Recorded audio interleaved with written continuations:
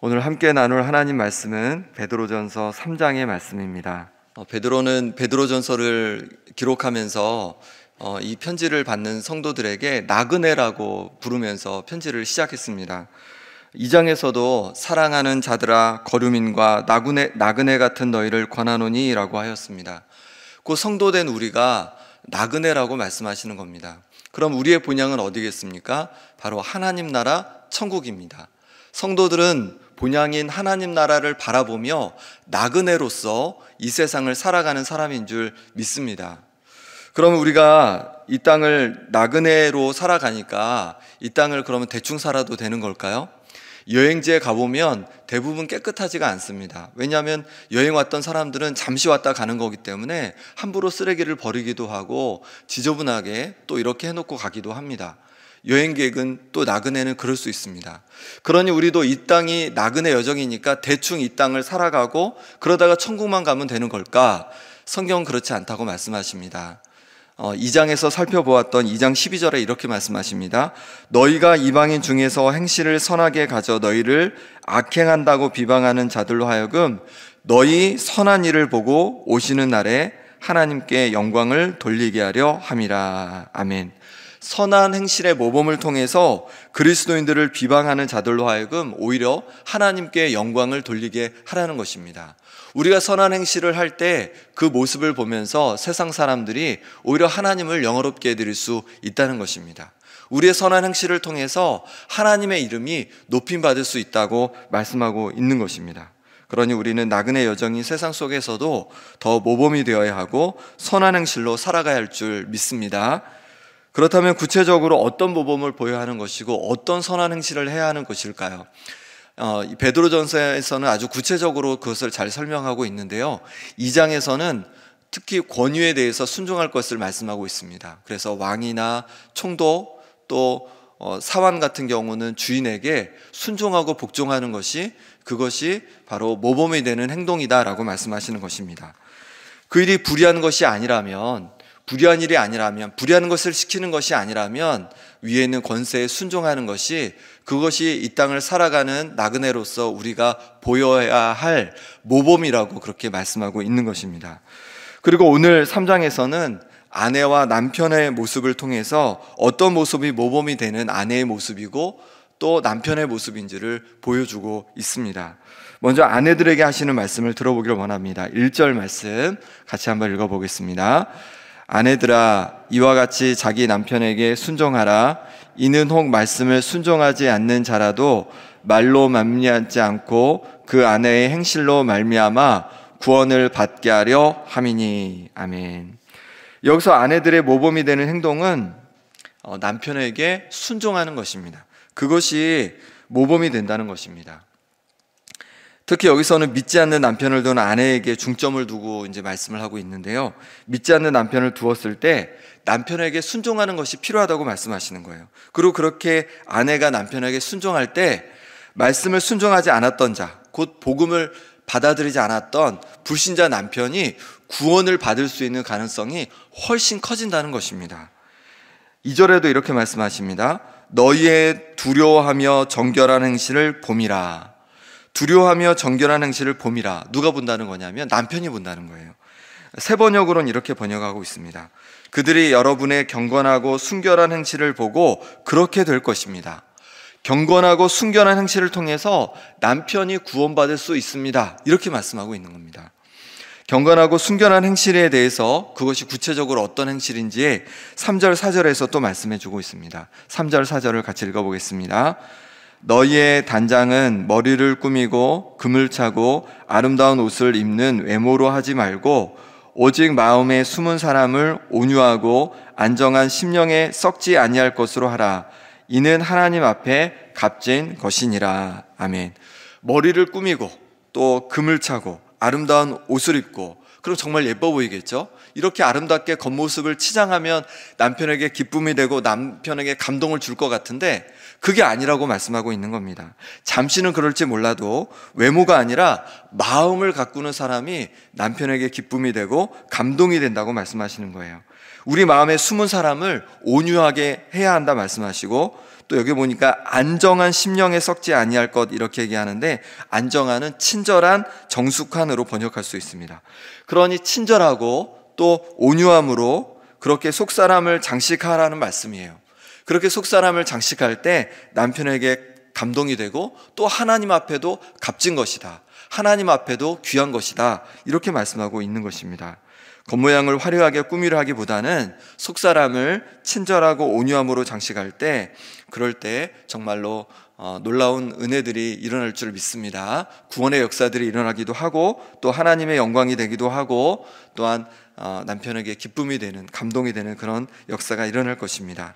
그럼 이제 남편을 향해서 뭐라고 말씀하시는지를 보겠습니다. 7절 말씀을 같이 읽어보겠습니다. 남편들아, 이와 같이 지식을 따라 너희 아내와 동거하고 그를 더 연약한 그릇이요 또 생명의 은혜를 함께 이어받을 자로 알아 귀히 여기라. 이는 너희 기도가 막히지 아니하게 하려 함이라. 아멘. 남편들은 아내를 연약한 그릇으로 여기고 조심해서 말을 하고 조심해서 행동을 해야 함을 말씀하고 있는 것입니다. 또한 생명의 은혜를 함께 이어받을 자, 천국을 함께 유업으로 이어받을 자입니다. 영원히 함께 천국을 이어받을 하나님의 동일한 자녀라는 것입니다. 그러니 귀히 여기라고 말씀하고 있습니다. 아내를 업신여기거나 함부로 대하는 것이 옳지 않음을 말씀하고 있는 겁니다. 그렇게 아내를 연약한 그릇으로 여겨 말을 조심해주고 행동을 조심해주고 귀하게 여길 때 하나님과의 기도도 막히지 않는다, 이렇게 말씀하고 있습니다. 부부 사이에 다툼이 있거나 하면 기도가 잘 되지 않는다는 거예요. 막힌다는 거예요. 사람과의 관계가 막히면 하나님과의 관계도 막히는데, 부부 사이는 너무 가까운 사이이기 때문에 부부 사이가 막혔을 때는 하나님과의 사이가 막힐 수 있는 가능성이 너무 크다는 것입니다. 그러니 부부간의 관계를 잘 유지해야 하나님과의 관계도 막히지 않고 우리의 기도도 막히지 않음을 말씀하고 있는 것입니다. 남편된 우리가 더 아내를 귀히 여기고 또 연약한 그릇으로 여겨서 말과 행동을 조심해서 할 수 있기를 바랍니다. 그 다음은 이제는 성도들 간의 관계에 대해서 말씀하고 있는데요. 우리 8절 9절 말씀을 같이 읽어보겠습니다.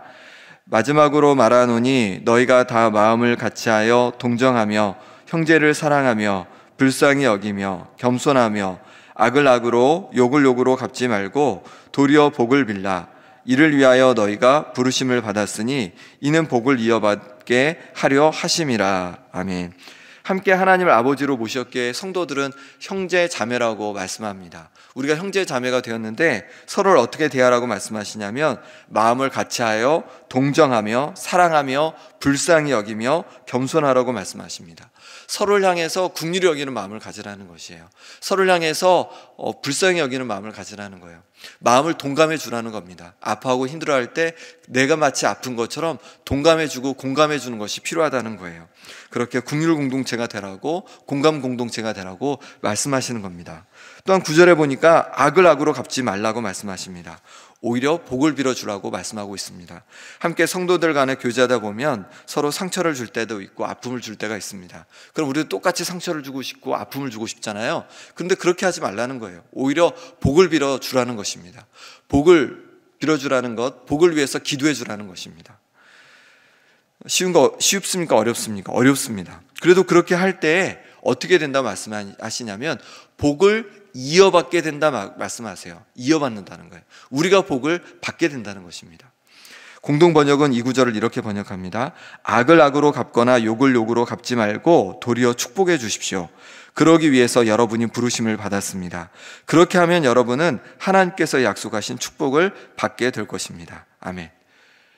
우리를 향해서 악하게 대하고 욕하더라도 우리가 오히려 복을 빌어주라는 것이죠. 왜냐하면 우리가 그것을 위해서 부르심을 받았다는 거예요. 우리가 하나님의 자녀로 부르심을 받았다는 것은 축복하도록 부르심을 받은 것이지 저주하도록 부르심을 받은 것이 아니라는 것입니다. 그러니 우리가 축복을 빌어주라는 것이죠. 그럴 때 그 복이 누구에게? 바로 그 사람이 받기에 합당하지 않다면 그 복이 우리에게 다시 온다는 것이에요. 그런 축복하는 것이 손해가 아닙니다. 나를 함부로 대하는 사람을 나도 함부로 대해야지 그게 공평한 것 같잖아요. 속이 시원한 것 같잖아요. 그런데 그것이 우리에게 결코 도움이 안 됩니다. 나를 함부로 대하더라도 우리가 축복의 말을 해주고 축복으로 기도를 해줄 때 그 복이 오히려 우리에게 임하는 은혜가 있다는 것이에요. 마지막으로 세상에서 우리가 어떻게 해야 할지를 말씀해 주고 있는데요. 16절, 17절 말씀 같이 읽어보겠습니다. 선한 양심을 가지라. 이는 그리스도 안에 있는 너희의 선행을 욕하는 자들로 그 비방하는 일에 부끄러움을 당하게 하려 함이라. 선을 행함으로 고난받는 것이 하나님의 뜻일진데 악을 행함으로 고난받는 것보다 나으니라. 아멘. 선한 양심을 가지라고 하십니다. 우리가 선한 양심을 가지고 선한 행실을 보일 때 때로 사람들이 우리를 욕할지라도 그 비방하는 일이 오히려 그들에게 부끄러움이 된다라고 말씀하시는 거예요. 우리가 선을 행함으로 선한 행실로 계속 사람들을 대하는데 세상 사람들이 우리를 비난해요. 우리를 욕해요. 그러면 나중에 그 사람들이 부끄러움을 오히려 당하게 된다는 거예요. 그러니 그런 거 생각하지 말고 여전히 선한 행실로 선한 양심으로 사람들을 대하라, 이렇게 말씀하고 있는 것입니다. 우리가 선을 행하다가 고난을 받을 수도 있습니다. 하지만 그것이 악을 행하다 고난받는 것보다 훨씬 나은 것이라고 말씀하고 계시는 것이에요. 선을 행할 수 있기를 바랍니다. 혹시 고난을 받더라도 선을 행하는 것입니다. 그것이 하나님의 뜻이고 그럴 때 하나님의 이름이 세상 속에서 높임받게 되실 줄 믿습니다. 이제 우리 함께 기도하겠습니다. 기도하실 때 하나님 아버지, 선한 행실로 본이 되는 우리 삶이 되게 하여 주옵소서. 아내로서 몸을 단정히 하기보다는 친절함과 온유함으로 마음을 단장하게 하시고, 남편으로서 아내를 연약한 그릇으로 여기고 귀히 여기게 하시고, 성도들을 대할 때도 서로 긍휼히 여기며 끝까지 축복하는 입술 되게 하여 주시옵소서. 또한 취업과 입시를 앞두고 있는 우리 자녀들에게 지혜를 더하여 주시옵소서. 함께 기도하겠습니다. 아버지 하나님, 이 시간에 주님 앞에 기도하며 나갑니다. 하나님 아버지, 우리가 이 땅을 나그네 여정으로 살아가지만 이 땅에 대충 살아가는 것이 아니라 선한 행실로 본이 되는 삶을 살라고 우리에게 말씀해 주고 계십니다. 우리의 삶이 세상 사람들에게, 또 아버지 우리가 만나는 사람들에게 본이 되는 그런 삶이 되어지기를 원합니다.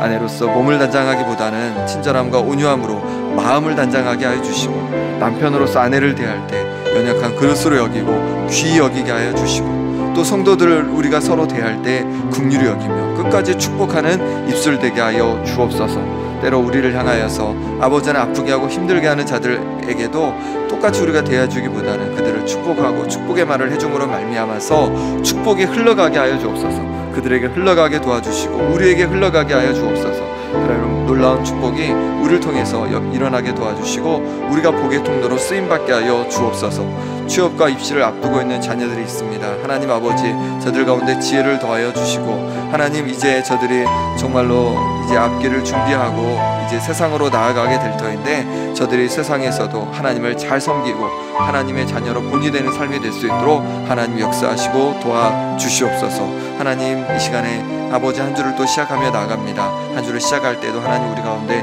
담대함을 더하여 주시고 하나님 앞에 기쁨이 되는 삶이 될 수 있도록 인도하여 주시옵소서. 하나님 도와주시옵소서. 하나님 만져주옵소서. 하나님 도와주시기 원합니다. 하나님 아버지, 우리 가운데 영원한 본향인 천국을 준비해 주시고 이 땅을 나그네 여정으로 살게 하시니 감사합니다. 나그네로 살아가지만 이 땅에서 대충 살지 않게 도와주시고 선한 행실로 본이 되는, 모범이 되는 그런 삶을 통해서 세상 사람들이 하나님께 영광 돌리게 하여 주시고 하나님 앞에 나아오고 돌아오는 역사가 일어나게 하여 주옵소서. 아내로서 몸을 단장하기보다는 친절함과 온유함으로 마음을 단장하게 하여 주시고, 남편으로 아내를 연약한 그릇으로 여기고 귀히 여기게 하여 주시고, 성도들을 대할 때도 서로 긍휼히 여기며 끝까지 축복하는 입술 되게 하여 주셔서 우리를 복의 통로로 사용하여 주옵소서. 취업과 입시를 앞두고 있는 자녀들이 있습니다. 하나님 저들에게 지혜를 더하여 주시고 이제 세상에 나갈 때 세상에서 하나님 자녀로 담대하게 살아갈 뿐만 아니라 하나님 자녀의 본을 보이며 살아가는 우리의 자녀들을 낼 수 있도록 역사하여 주시옵소서. 한 주를 시작합니다. 하나님 이 한 주도 하나님 우리에게 담대함 주시고 또 우리 가운데 평강 주셔서 하나님의 자녀로 본이 되는 삶으로 그런 행실로 살아갈 수 있도록 하나님 역사하여 주옵소서. 예수 그리스도 이름으로 기도드립니다. 아멘.